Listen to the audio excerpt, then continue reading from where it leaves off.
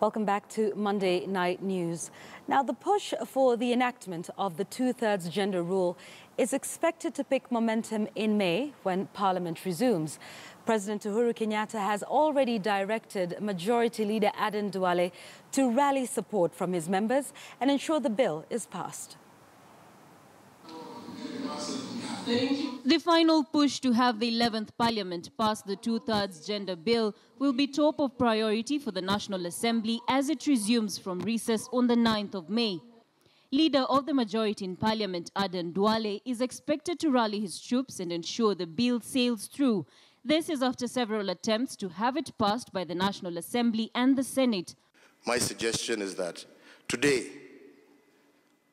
especially those of us who have an opportunity and the ability. You heard my Phoebe talking about 50% in the 60s.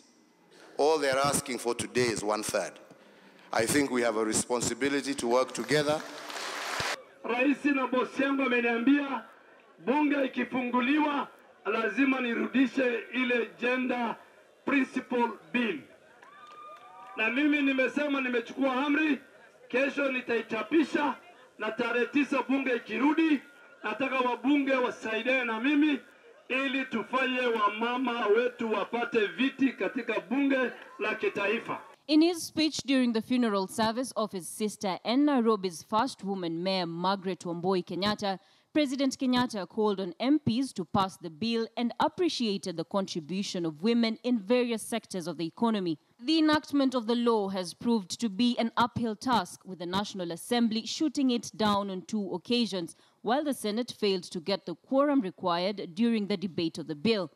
A situation that leaves the 11th Parliament hanging on the brink of a constitutional crisis should a Kenyan move to court to seek its dissolution for failure to enact the bill following the expiry of the August 24th, 2016 deadline.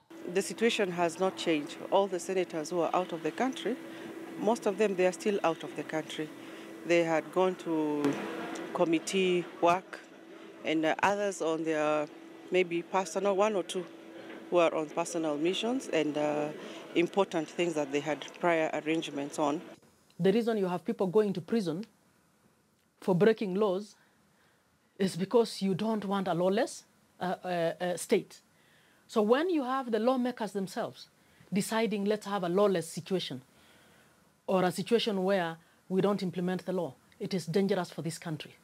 And the day we all choose to behave like them and be lawless, that's the day this country will break down. The country and the National Assembly and the Senate will still have to keep looking for a formula.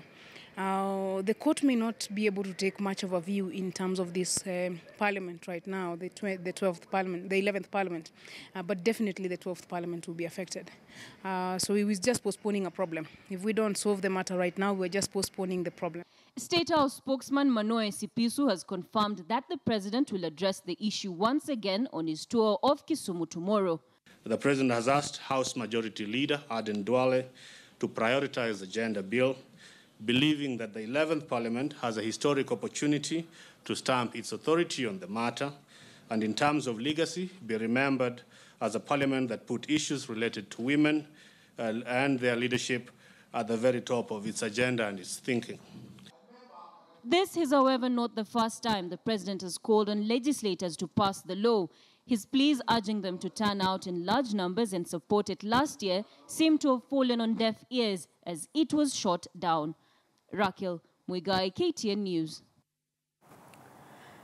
Nyeri-based Standard journalist Job Weru was today laid to rest at a solemn ceremony at his home in Mureru. Eulogized as a loving son, father and dedicated journalist, Weru died a week ago after a short illness. He served at the Standard's Nyeri Bureau for 15 years.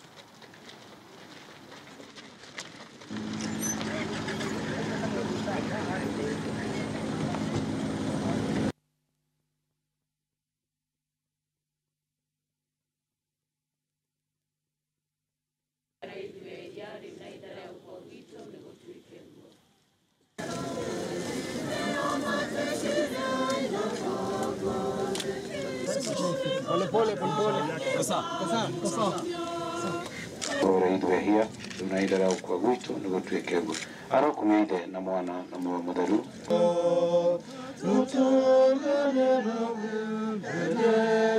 Job was a special person, and that he touched so many people's lives.